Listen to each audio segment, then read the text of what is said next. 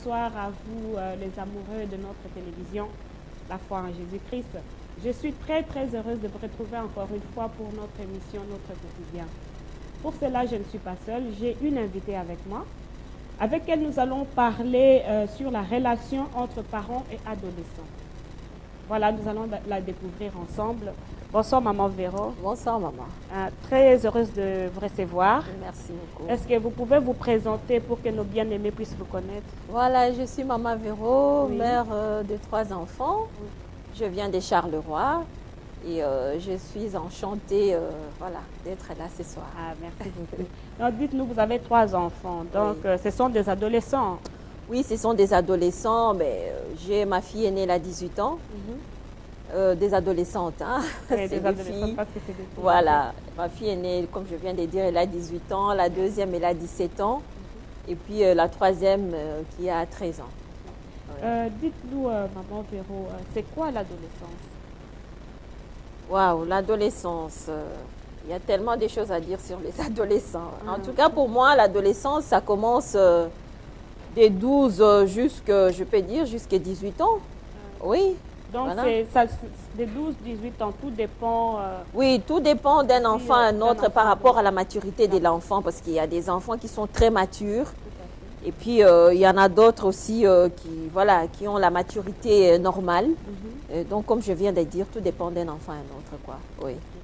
Donc, Maman Véro, Oui. en tant que maman expérimentée, parce que vous avez des adolescentes, Oui. dites-nous, à quel âge peux-tu libérer vos enfants? Donc, c'est-à-dire les responsabiliser. En tout cas, ce que moi je peux dire, je responsabilise déjà les enfants très tôt. Attention, hein, par rapport à ce que je réponds. Très tôt, c'est-à-dire déjà à partir à partir des 10 ans, je commence à les responsabiliser, mais ce n'est pas dit que à 10 ans, je vais la laisser sortir seule. La responsabiliser par rapport à tout ce qu'ils font dans la maison, par exemple. Et après, question pour sortir, à partir des 17 ans, 18 ans, c'est bon. Mais ça dépend d'où est-ce qu'il va sortir, d'où est-ce qu'il va aller. Donc, souvent, ce sont les anniversaires. Maman, on m'a invité chez une copine, voilà. Et par rapport à ça, je dis toujours aux enfants, il faut m'en parler 2 ou 3 semaines avant parce que vous avez quand même l'invitation, peut-être 1 mois en avance. Et par rapport à ça, on programme. Je dois d'abord connaître dans quelle famille tu vas. Parce que souvent, ce sont les amis de l'école. Si ce sont des amis de l'école, je ne connais pas tout le monde. Je ne connais pas tous les amis de l'école, mais je cherche à connaître. Et je demande souvent comment tu y vas. Et souvent, ils me disent non, c'est la maman qui vient me chercher ou soit c'est les papas qui viennent me chercher. Si ce n'est pas les parents de l'invité qui viennent les chercher, ils prennent soit le bus ou le métro, mais tout dépend de l'heure à laquelle ils vont à l'anniversaire. Mais en tout cas, pour moi, pour avoir vraiment la conscience tranquille, je leur laisse sortir, comme je viens de dire. Quand je dis sortir, c'est aller par rapport aux anniversaires, pas autre chose, hein. Voilà, 17-18 ans. Voilà. Donc, dites-moi un peu, on voit aussi ici en Europe de plus en plus des adolescents qui quittent la maison des parents et Oui. qui vont vivre seuls. Et en tant que maman, comment vous voyez tout cela? Vous savez, ma sœur, c'est très pénible, hein, c'est très difficile. Parce que pour moi, un enfant qui quitte tôt la maison, il a besoin de la liberté. La liberté qu'il n'arrive pas à avoir chez lui à la maison. Quand je dis avoir la liberté à la maison, tu ne vas pas permettre à l'enfant de faire n'importe quoi à la maison. Mais parents, surtout les mamans, parce que nous, on est plus proche des enfants par rapport au papa. Maman, est-ce que tu prends le temps de parler avec ton enfant? Parce que quand il veut quitter la maison, il fuit. Quand il est bien chez lui, il n'aura pas envie de quitter la maison, hein. Parce que moi, quand je parle avec mes enfants, ils me disent, maman, nous, on va quitter la maison quand on aura fini, quand on aura terminé nos études. Ce n'est pas moi qui leur ai dit que vous quitterez la maison quand vous allez finir les études. Pourquoi les enfants disent ça? Parce qu'ils se sentent plus à l'aise, plus en sécurité chez eux à la maison qu'en dehors de leur maison.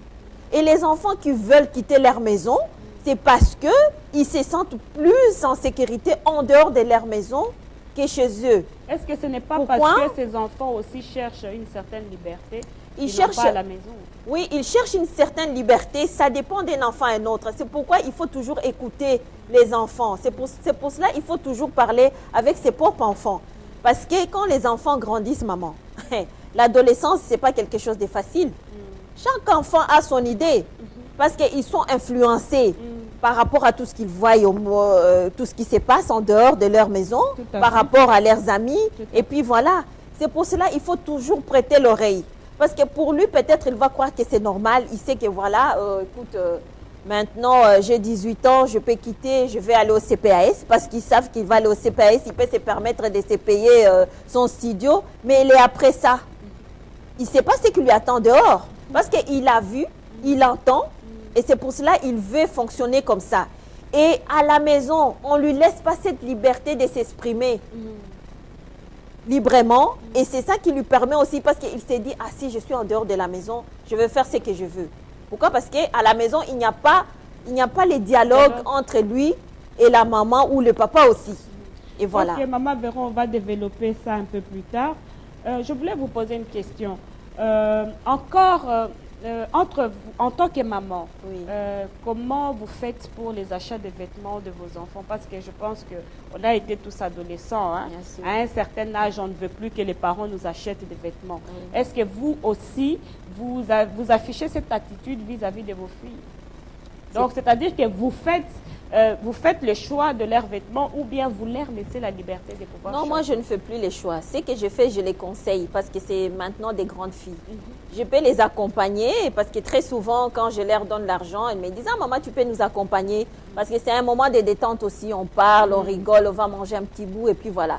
Mais quand on arrive dans le magasin, ils choisissent et puis ils me montrent « Maman, regarde ça. » Et par rapport à ça, je peux leur conseiller « Ça, tu peux porter, ça, tu ne peux pas porter. » Tout à fait. Et voilà, mais je leur laisse cette liberté-là de choisir. Oui, oui. Donc, c'est très, très capital hein, Oui, donc, de oui. pouvoir laisser les enfants aussi la liberté. Est-ce que Oui. par hasard, ce n'est pas aussi pour voir quel genre de vêtements ils prennent? Si moi, c'est pour voir. Oui, oui. Par rapport à ça, oui, bien sûr, hein, parce que j'aimerais aussi voir par rapport à ce qu'ils mettent, parce que je ne peux pas permettre aux enfants de porter n'importe quoi, parce que ça reflète aussi la maman. Sinon, on va dire, regarde la fille de Maman Véro, comment elle est habillée. Non, non, non, non. Ça, oui, ça me permet aussi de voir aussi. Et comme je parle souvent avec aussi, donc elles savent que ça, on ne peut pas, et ça, on peut. Pour vous, qu'est-ce qu'on ne peut pas? Pour Est-ce que moi, vous en tout dites ça, cas, on peut, ça, on ne peut pas. Qu'est-ce qu'on ne peut pas? parce qu'il y a des accoutrements, maman, ça dépend du goût. Parce que maintenant, on voit les vêtements, il y a pantalon et pantalon par exemple. Maintenant, la mode, c'est des collants. Oui. Si par exemple, là, un enfant a des formes qui débordent, il ne peut pas se permettre de mettre un collant. Voilà, tu ne peux pas mettre un pantalon qui s'arrête jusqu'à quelque part ici et on voit tout ce qui est en dessous. Voilà, ça ne donne pas l'honneur à ton propre corps. Ça ne te fait pas respecter dans la rue. Moi, je peux ne pas être là, moi étant que ta maman, mais toi qui portes ça, est-ce que tu seras à l'aise Mais dans les la adolescents rue disent ou quoi? qu'ils sont fashion. Mais ça, C'est c'est un pas du peu, fashion. Moi, je dis à mes enfants, c'est sale. Je leur dis ça. Et je leur dis, tout ce qui est fashion n'est pas dit que tous les fashions là doivent rentrer dans la maison. Non, c'est pas tous les fashions là qui va aller par rapport à ton corps. Non, ce n'est pas les fashions là qui va te valoriser. Porte quelque chose qui va te faire respecter. Tout à fait. Voilà. Ok. Oui. Donc, pour les adolescents, pour vous, vous trouvez que les adolescents, ils doivent mettre des vêtements qui leur font respecter. Voilà, Est-ce que tout à vous fait. pensez que vraiment les adolescents, ils ont la notion de respect? Si ils ont la notion de respect, tout dépend de l'éducation que l'adolescent reçoit chez lui à la maison. Oui, parce que quand tu parles avec ton enfant, maman, il faut lui dire la vérité. Hein, il faut lui montrer le pourquoi et le comment. Parce qu'il ne faut pas seulement crier, ah, je ne veux pas que tu puisses porter ça. Tu ne vois pas comment, à quoi tu vas ressembler. Non, non, non, non, non. Tu parles avec. Écoute, ma chérie, si tu portes ça, regarde-toi un peu dans le miroir. Tu ne vois pas que tu vas attirer les regards des gens, des gens pervers. Tu vas te sentir mal à l'aise, sale. Et ce n'est pas bon pour toi. Et l'enfant va comprendre. Oui, tout dépend de la façon dont tu présentes la chose vis-à-vis de l'enfant. Mais vous savez, tu peux aussi présenter Oui. la chose correctement à l'enfant, Oui. mais l'enfant s'entête. Parce que, comme Oui. vous venez de dire, l'adolescence, c'est quand même une période qui est très difficile Oui, tout à pour fait. les enfants. On voit par exemple des enfants maintenant dans la rue, des jeunes filles qui s'habillent vraiment d'une manière scandaleuse. Et vous, en tant que maman, Oui. qu'est-ce que vous pouvez dire par rapport à tout cela? Moi, en tout cas, moi, je condamne d'abord les parents parce que moi, ma fille ne peut pas sortir de la maison habillée de la sorte. Impossible. Ça ne peut pas passer. Ça ne peut pas passer. Parce que tout ce qui se trouve dans la garde-robe de ma fille, je connais. Il ne peut pas. Moi, je condamne.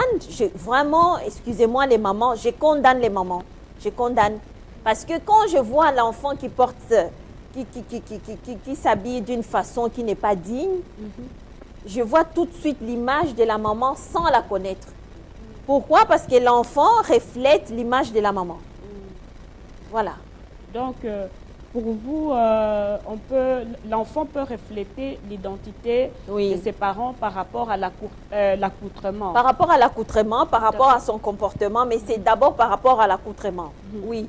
Dites-moi un peu, maman Véro, en tant que maman, j'espère que vous qui avez des adolescentes, vous avez pu aussi rencontrer des difficultés avec vos filles. Oui, oui, oui. Et oui, comment oui. vous vous êtes imposée par rapport à cela? Vous pouvez dire aussi à nos chères mamans comment vous avez fait. En tout cas, vous savez, ce n'est pas évident. Hein, ce n'est pas évident. C'est un travail de tous les jours. Quand je dis tous les jours, c'est tous les jours. C'est-à-dire, il y a des enfants. Moi, j'en ai 3. Et les 3 là, et chacun a son caractère. Donc, il y en a une, tu parles une fois, elle écoute. Il y en a d'autres, il faut taper les marteaux sur sa tête pour que vraiment qu'elle puisse écouter. Parce que ce n'est pas qu'elle n'a pas envie d'écouter, mais c'est un âge où ça lui pousse de discuter, de lutter un peu avec toi. Et à un moment, je peux écouter et puis je lui dis, maintenant tu t'étais, c'est moi qui parle. Et tu m'écoutes.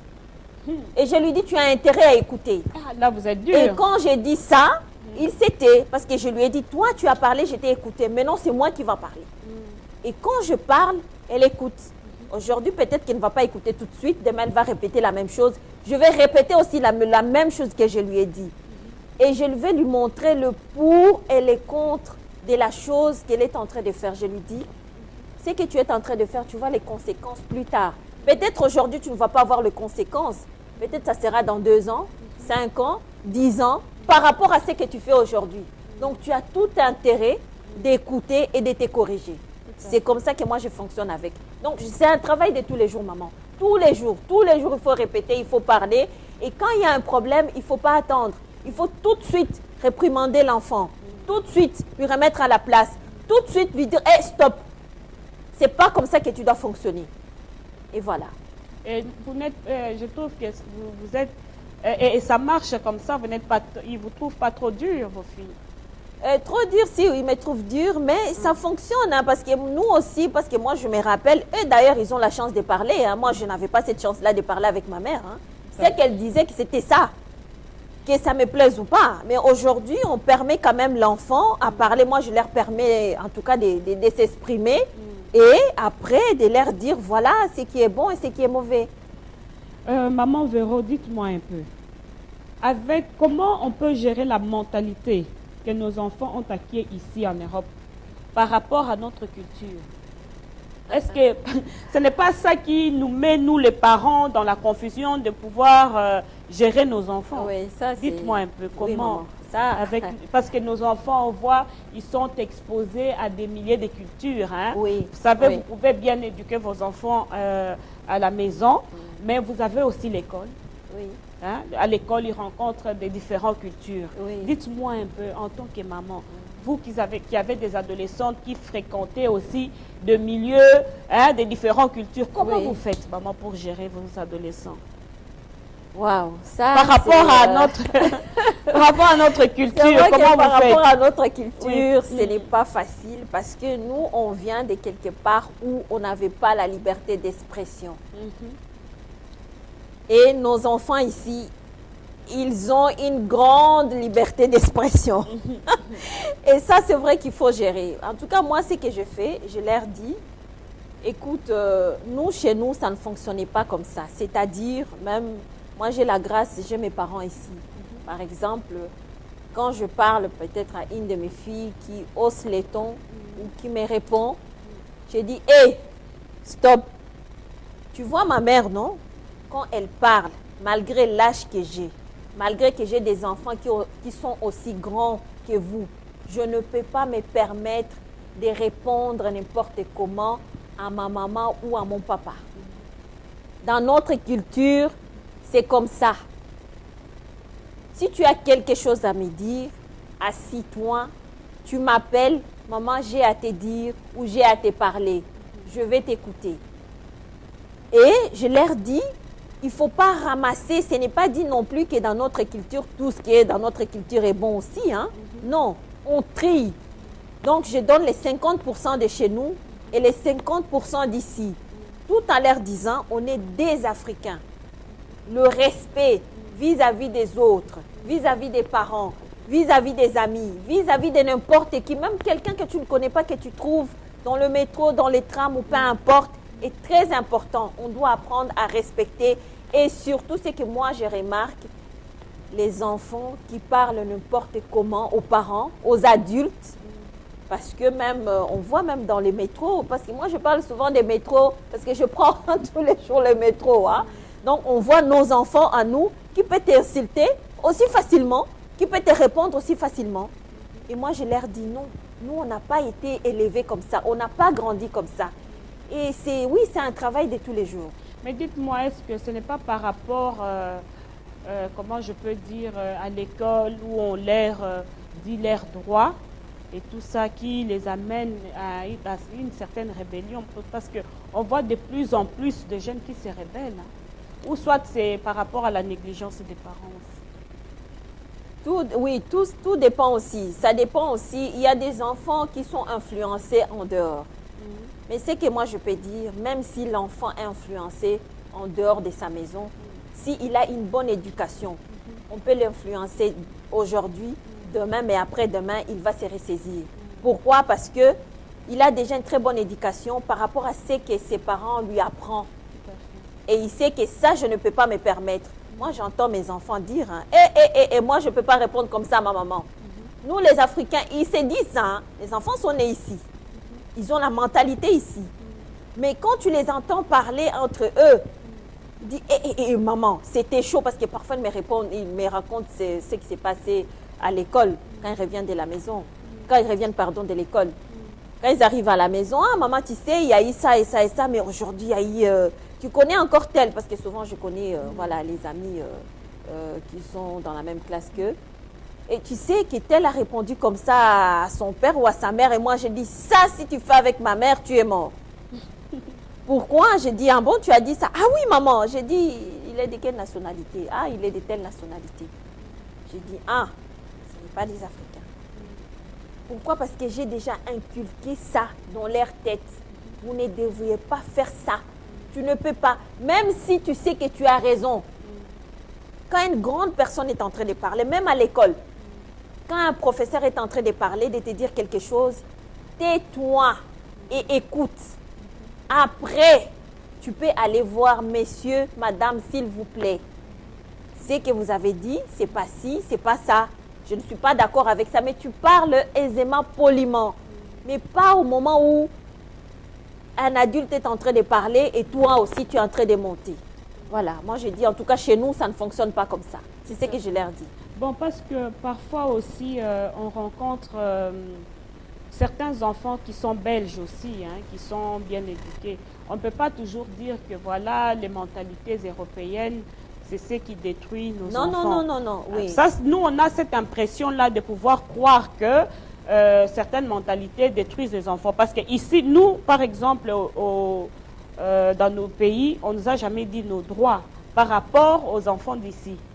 Vous voyez un peu par rapport à cela. Mais dites-moi un peu, maman, en tant que maman, tous ces enfants qui se rebellent hein, contre les parents, contre tout, est-ce que, dites-moi un peu, est-ce que c'est par rapport, c'est parce que les parents ont divorcé, c'est la négligence des parents, parce que on voit certaines mamans qui sont vraiment irresponsables. Vous pensez que, est-ce que c'est par rapport à tout cela?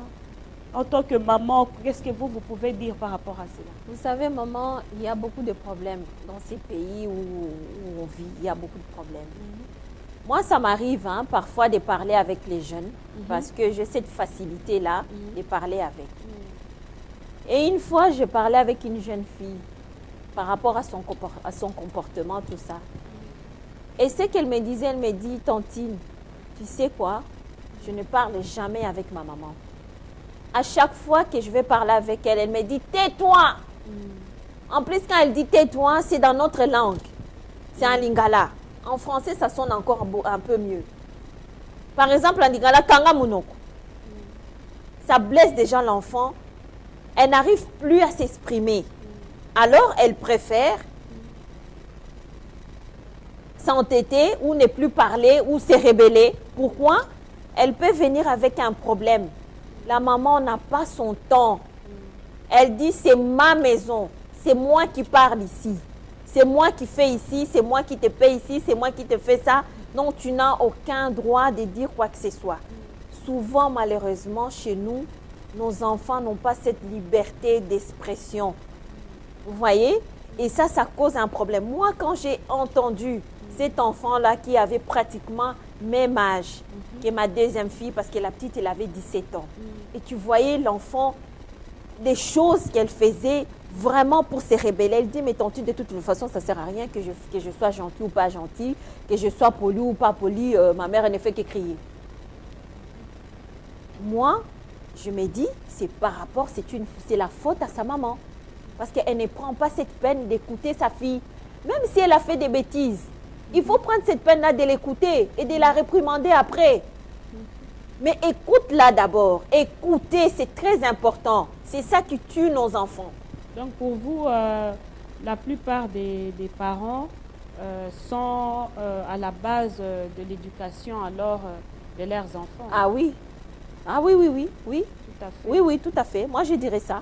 Vous avez parlé de confidence.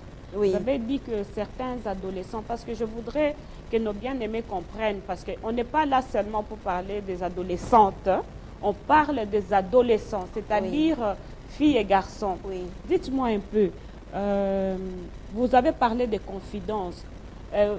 Quel genre encore de confidence des adolescents vous font? Par exemple, un adolescent qui peut me dire, si je demande par exemple l'argent des poches, on ne me donne jamais. Ou tantine, si j'ai besoin de quelque chose, ma mère me dit toujours qu'il n'a pas l'argent. Toujours, je ne comprends pas. À chaque fois, il me dit qu'il n'a pas l'argent. Il va te montrer. Regarde, tantine, ça fait je ne sais pas combien de temps que j'ai ces baskets ici ou que j'ai le pantalon ici ou j'ai que 2 pantalons, je n'arrive même pas à changer ou quoi. Ça peut arriver qu'il y a des difficultés à la maison. Mais parents, ce que je dis, il faut parler avec l'enfant.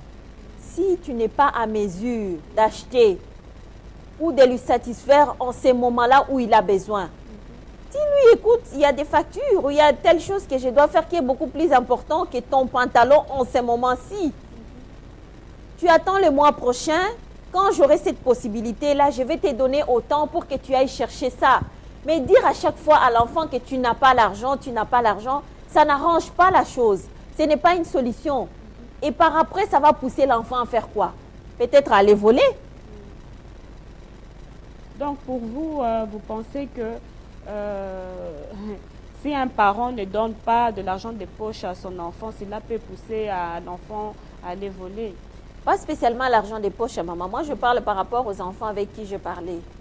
Parce qu'ils m'ont dit, voilà, il y a un qui disait, oui, tantine, quand je demande, voilà, maman ne me donne jamais l'argent de poche. Même bon, maman qui est mbandé, préféraka, à saline qui est mbamé. Voilà, ils ont préféré, voilà, mais besoin au moins nazanango na minute wana azokipe yango te. Ezaka koloba ki aza na mbongo te. Nde eloko na oti koloba. Soki omoni ke peut-être na moment wana oza na mbongo te mpona ko satisfaire besoin ya mwana. Yebisa ye, olobi écoute. Na minute oyo mwana pesa yo eza te. Mais zela nanu tosisa likambo toza nango, mois prochain na kopesa yo. Soki pe olaki ye, pesa ye pe. Po e satisfaire pe besoin na ye parce que aza mwana. Soka ye ko senga yo te mama, akokende osenge pa nani. Yo zo pousser siko akine na maboko ya banani. ezala mwana mwasi ezala mwana mobali. Donc eza faute na biso ba parents. Siko maman tozongela nanu la question auto abordaki liboso na o etali liberté. Oui. Dis-moi un peu des parents hein oyo bazo ndima ke mwana na ye abimana que sa fille ou son fils apporte sa copine ou son copain à la maison. Donc yo okolobela ba parents wana ndenge nini? Parce que la liberté parfois que nos adolescents cherchent, c'est aussi ça. Voyez, comment vous pouvez aussi conseiller des parents qui acceptent ce genre de choses? Moi, quand j'entends parler, il y a des parents qui acceptent que les copains de leurs enfants puissent venir dormir à la maison. Oui, c'est ça, en quelque sorte. Voilà. En tout cas, moi, c'est quelque chose que je n'accepterai pas pour éviter beaucoup de choses. Pourquoi? Parce que par rapport à notre éducation, nous, on n'a pas grandi comme ça. Oui, vous voyez que vous, oui. vous parlez de votre éducation. Oui. Hein? Oui. Mais les enfants d'ici, il faut savoir que les mentalités qu'ils ont acquises ici sont tout à fait tout autre que le nôtre. Voilà. Ça, je suis d'accord, donc, si vous éduquez vos enfants par rapport aux mentalités que vous avez acquises, donc ça sera difficile. Donc, pour vous, en tant que maman, en tant que parent responsable, comment pourriez-vous juger cela? Parce que, comme vous venez de dire des confidences, je pense que parmi toutes ces confidences aussi, il y a des enfants, de jeunes filles qui voudraient aussi que leurs parents puissent recevoir leurs copains à la maison. Qu'est-ce que vous dites? Ça, c'est vraiment une question qui est capitale parce que ça pose problème hein, dans beaucoup de foyers. Il faut parler avec l'enfant, lui dire tu n'as pas encore l'âge d'avoir un copain. La chose encore la plus grave, de les laisser dormir à la maison. Parce que quand ils vont dormir, quand vous allez dormir ensemble, c'est pour faire quoi? Il faut poser la question à l'enfant. Tu veux que ton copain puisse venir dormir à la maison. Ok. Et puis, vous allez faire quoi? Il faut être clair avec l'enfant. Lui montrer les pour et les contre. Et surtout les contre. Parce que parfois, certains parents aussi les font pour que les enfants ne soient pas hypocrites. L'enfant, pour que l'enfant ne soit pas hypocrite, il faut déjà lui dire que tu grandis, tu auras des sentiments. Ça, franchement, moi, je parle avec mes enfants. Tu auras des sentiments, c'est tout à fait normal. Mais chaque chose a son temps. Toi, tout ce qui est important maintenant à faire, ce sont tes études. Rien d'autre. C'est ça qui est le plus important. Effectivement, il peut avoir un copain. Il vient, il te présente, maman, c'est mon copain. Il vient à la maison, il passe les temps et puis il va. Il rentre à la maison, il rentre chez lui. Mais il faut que ça soit un garçon, que ça soit une fille. Si tu as un fils, tu as une copine, tu lui montres les pour et les contre. Si tu fais telle chose, ça va t'amener à ça. Que ça soit la fille, tu as un copain, tu fais telle chose, ça va t'amener à ça. D'abord, tes études. Il faut être clair là-dessus. Il faut savoir dialoguer, il faut savoir parler. Parce que dire non tout simplement aussi, ça n'arrange pas l'affaire. Tu dis non, pourquoi? Mais vous savez, il y a aussi des parents qui ont tout essayé, qui ont tout fait pour parler avec leurs enfants. Mais quand même, ils ont été surpris. Hein.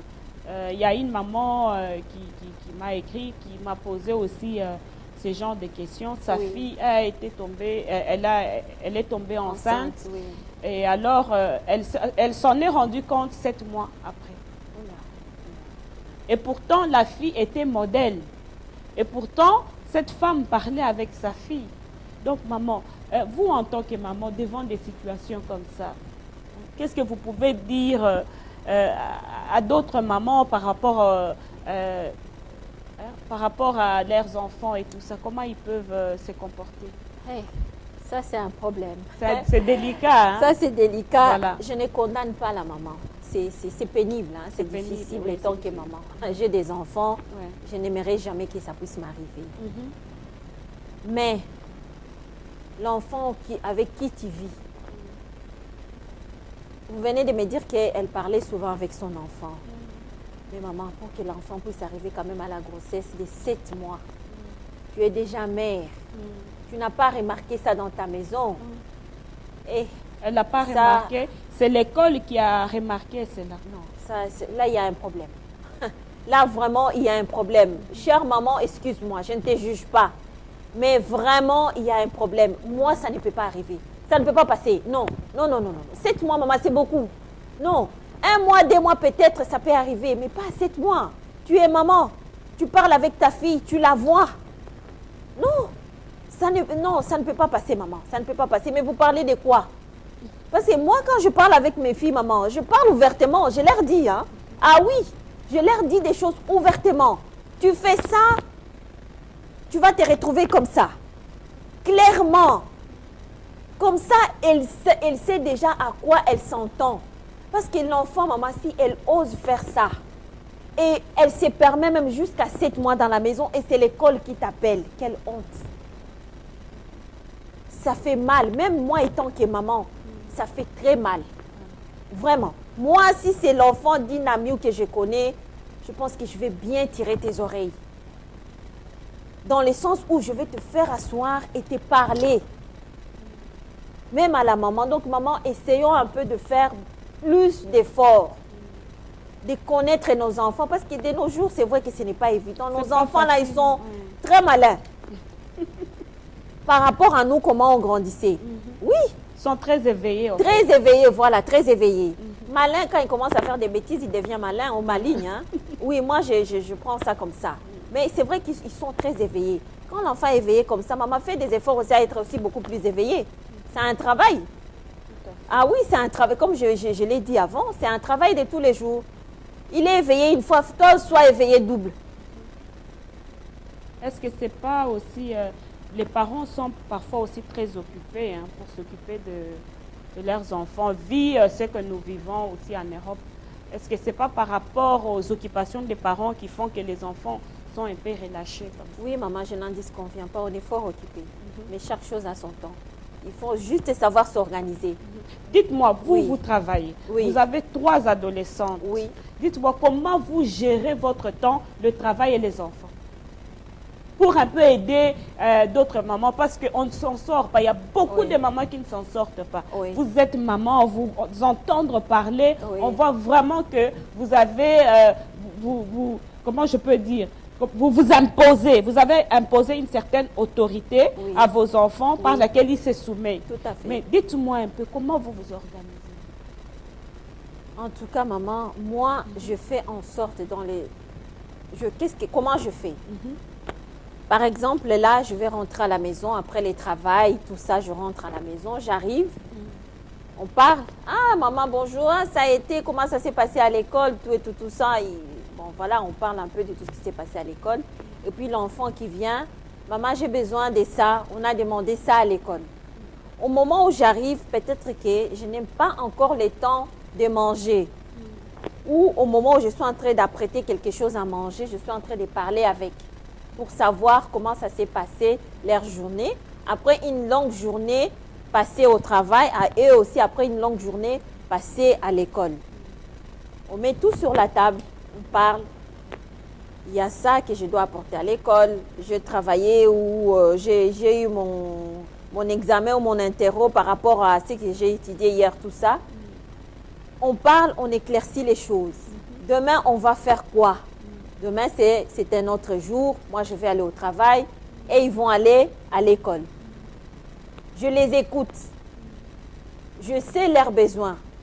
Pourquoi? Parce que je fais un effort. Parce que quand je rentre, je suis aussi fatiguée. Je prends le métro, les trains, tout ça. Le temps d'arriver à la maison, je suis fatiguée. Mais quand j'arrive à la maison, maman, je fais cet effort-là. Pourquoi? Parce que les après, ça va être encore plus dur que ce que je suis en train de faire maintenant. Est-ce que je saurais me rattraper plus tard? Je ne sais pas. Pour ne pas rester avec un grand point d'interrogation, je préfère me fatiguer maintenant. Parce que je sais ce que je suis en train de faire maintenant, c'est ce qui va leur permettre plus tard d'être des gens bien, de finir leurs études et qui va leur permettre de grandir normalement. Tout à fait. Donc, on est occupé, mais on doit faire cet effort-là, de trouver même 1 heure du temps de passer avec tes enfants, même après la fatigue. Parler, les écouter. Parce que eux, ils sont là, ils passent toute la journée à l'école. Ce qu'ils ont entendu à l'école, toi, tu ne sais pas. À l'école, on peut leur raconter n'importe quoi. Mais ce qu'on les a racontés à l'école, si toi, tu n'as pas entendu ça, c'est ce qu'ils entendent là qui va leur former, qui va faire leur personnalité. Mais quand vous partagez, vous êtes en train de parler, parfois ils te posent des questions. Maman, on a entendu parler de ça, ils ont dit ça, est-ce que c'est vrai, est-ce que c'est comme ça que ça se passe? Et en ces moments-là, tu essayes de leur dire non, ça ne se passe pas comme ça. Oui, effectivement, ça se passe comme ça. Ça les aide aussi.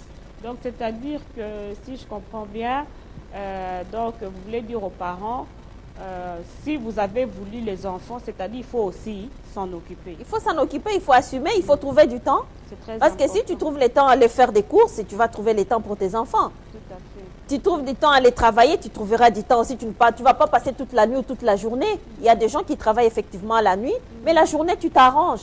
Si tu travailles la journée, les soirs, quand tu reviens, tu t'arranges aussi avec tes enfants. Tu dois trouver le temps, maman. Tu dois. Tu n'as pas le choix. Parce que c'est tes enfants, tu es condamné à trouver le temps. Condamné. Parce que c'est toi qui détermines l'avenir de tes enfants. Si tu ne le fais pas aujourd'hui, maman, demain peut-être ça va être trop tard. Alors c'est mieux de le faire maintenant. Dites-moi un peu, j'ai une question qui m'affecte aussi beaucoup. Nous voyons de plus en plus de jeunes ou des adolescents qui s'orientent dans des formations pendant qu'ils ont toutes les facilités de pouvoir aller à l'université, faire de bonnes études. En tant que maman, en tant que parent, comment vous jugez par rapport à cela? Est-ce que c'est la faute des parents ou c'est le choix des enfants eux-mêmes? Il y a des enfants qui ont peut-être du mal à terminer, à étudier normalement comme les autres enfants. Parfois, c'est les écoles qui les orientent et qui puissent aller en technique. Mais ça, il faut voir aussi par rapport à l'école aussi, par rapport à l'enfant aussi. Il y a des enfants qui ont des difficultés et on les oriente directement à un métier qu'ils doivent faire. Et il y a d'autres enfants qui sont des fainéants, tout simplement. Il ne veut pas étudier, il n'a pas envie d'étudier, il n'a pas envie de le faire. Le plus facile, c'est de taper une formation de 1 année, 2 ans. Il termine, il va travailler. Mes parents, est-ce que tu parles avec ton enfant? Vois un peu avec l'enfant, quelles sont les difficultés que l'enfant a. Qu'est-ce qui lui pousse à faire une formation? Pourquoi il ne peut pas finir ses humanités et étudier normalement comme tous les enfants? Pourquoi il ne peut pas faire ça? Tout ça, il faut voir aussi. Parce que concernant l'école, je pense que c'est un travail qui est effectué entre l'école et les parents aussi. Quand tu remarques comme ça, il y a des gens qui sont spécialisés par rapport aux problèmes. Il faut aller les voir. Et puis, voilà, par rapport aux difficultés que l'enfant a à l'école, parler avec eux et savoir aussi orienter l'enfant par rapport à ce qu'il est.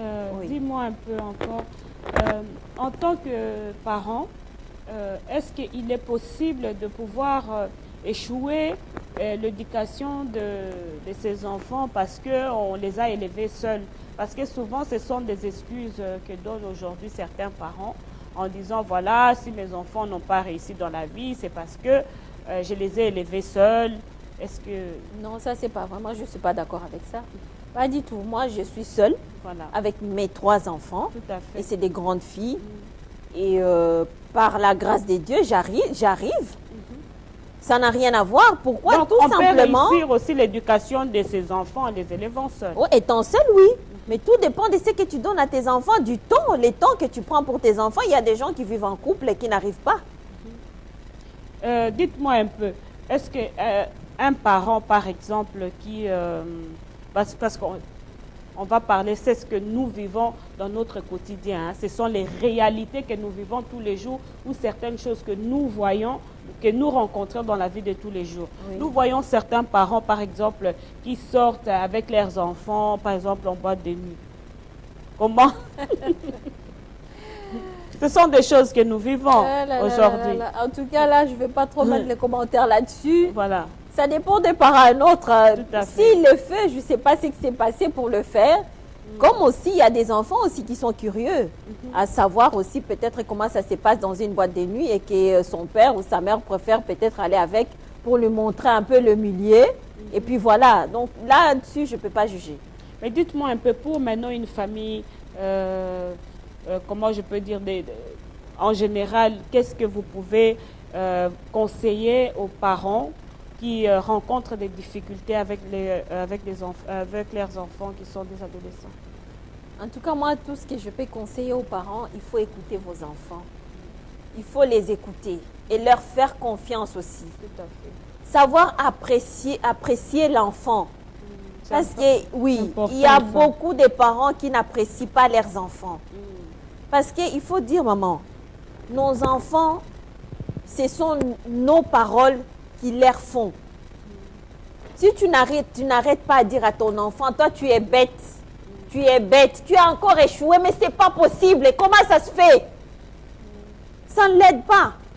Tu peux crier une fois, écoute ce que tu as fait aujourd'hui, mais essaye de te rattraper prochainement, quand tu vas faire ton interro, ou bien quand tu vas faire ton examen, et voilà.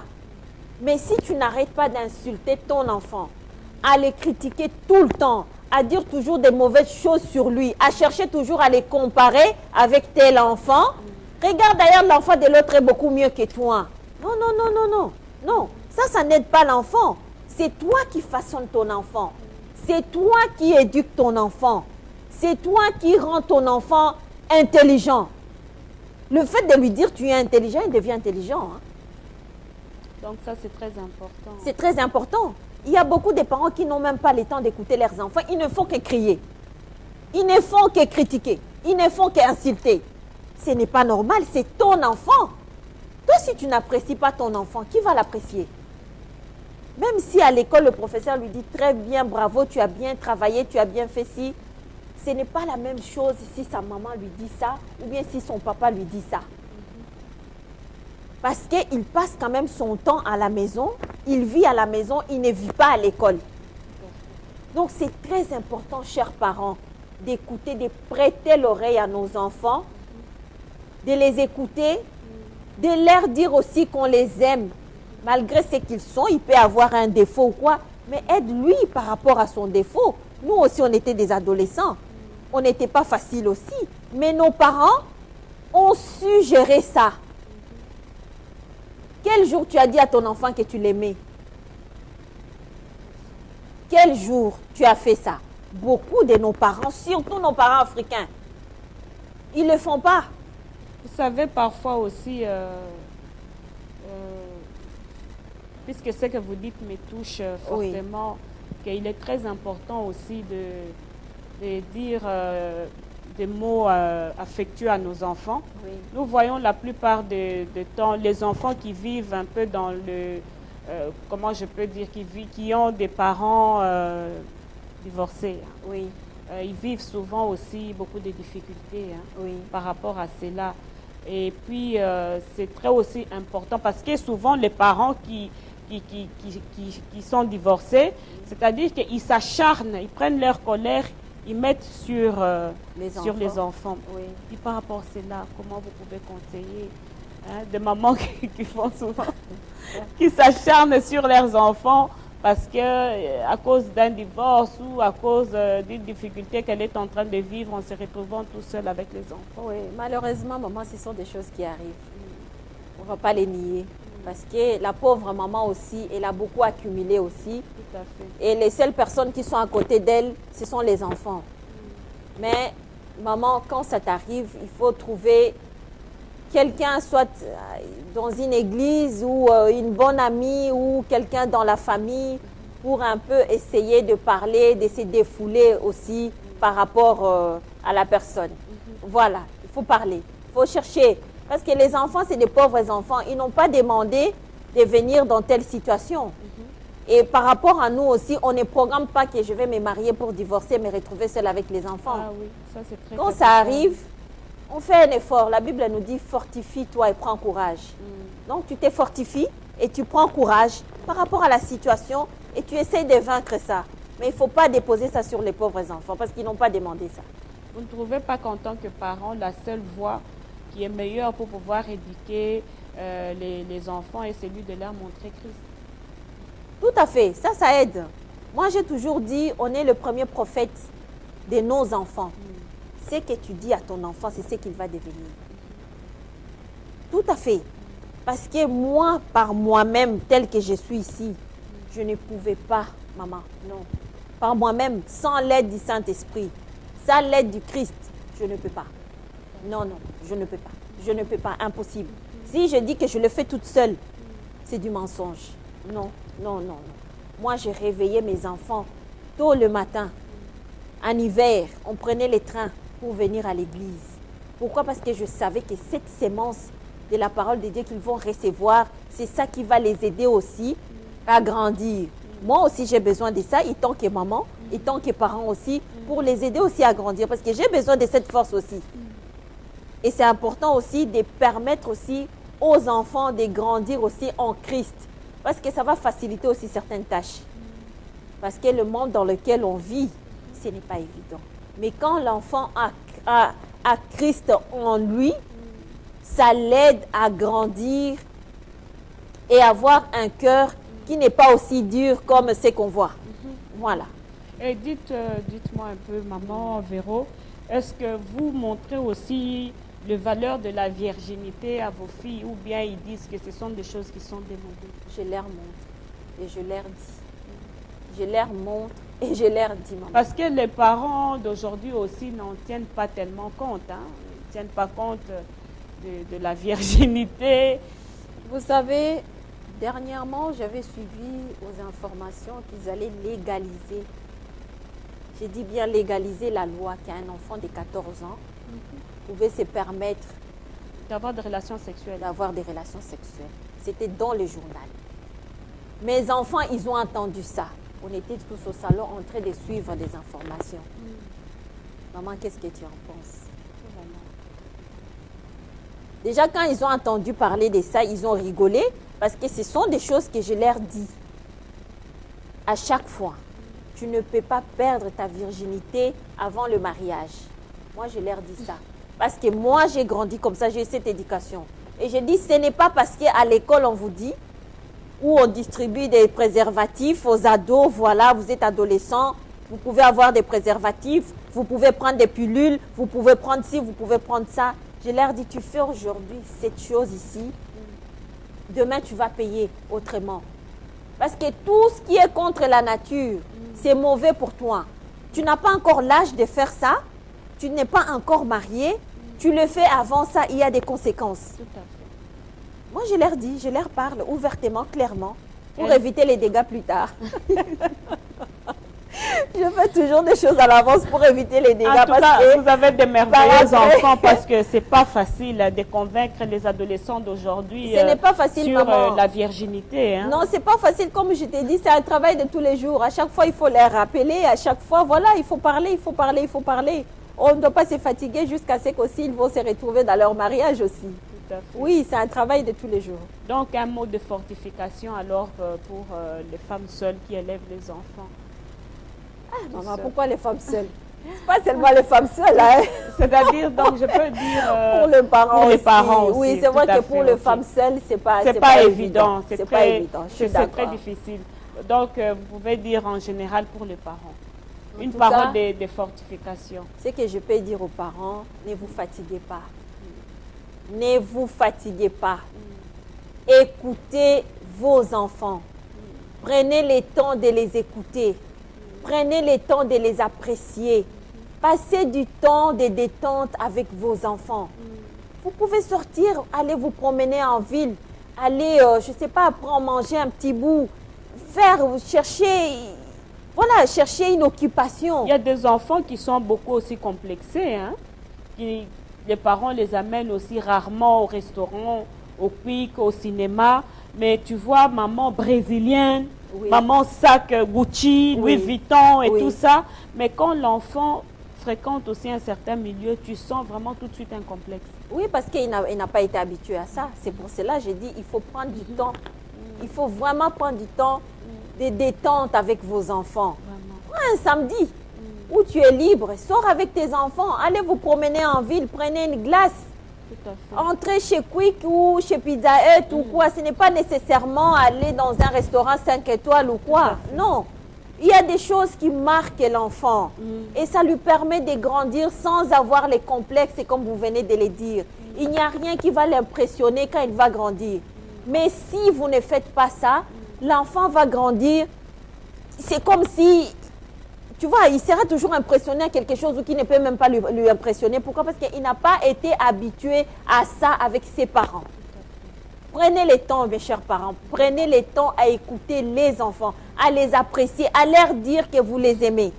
Ça, c'est important parce que quand on te dit que ça fait qu'on t'aime, maman, ça fait du bien. Quand on dit que tu as fait quelque chose et qu'on apprécie quelque chose que tu as fait, ça fait beaucoup du bien. Et c'est de ça aussi que nos enfants, ils ont besoin. Et en tant que parents, puisque le thème, c'est la relation entre parents et adolescents, Oui. qu'est-ce que vous pouvez dire aussi à nos adolescents qui nous suivent? Adolescents, moi, je suis en train de vous parler étant que maman, parce que j'ai des ados aussi à la maison. Apprenez aussi à écouter vos parents, à être ouvert aussi vis-à-vis de vos parents. Parce que tu ne vas pas aller te confier chez quelqu'un de dehors qui n'est pas ta mère, qui n'est pas ton père. Tout à fait. C'est ta mère, tu dois faire confiance à ta maman, tu dois faire confiance à ton papa. Parce que c'est eux qui vont t'aider. C'est eux qui te connaissent mieux que quelqu'un de dehors. C'est bien de se confier à une amie, c'est bien de se confier à une tantine, c'est bien de se confier à un professeur, c'est bien de se confier à un psychologue, mais la maman ou le papa, c'est quelqu'un de très cher dans la vie, dans ta vie à toi, étant qu'ado.